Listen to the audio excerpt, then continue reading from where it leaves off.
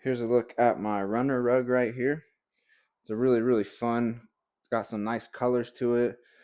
Like I love all the animals on it. Bear right here, some fish, like an elk, a moose, a leaf.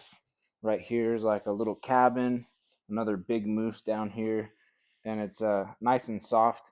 It does come with, I've got them pretty much worked out, but because it comes folded up, there's a couple creases, and you can just throw it in the dryer just for a tiny bit of time just to warm it up, and that really helped get most of the creases out for me. If it's really bad and that doesn't work, you could take like a hot like steam iron to it, a steamer, and that should take care of it. The bottom here has this little bit of a grippy material. It's not a super thick rug, so if you're looking for something very thick, then maybe this isn't the one you want. But if you're just looking for some nice colors and some fun, playful animals and forest type stuff, I think this is a great runner rug for you. I know I've been happy with it.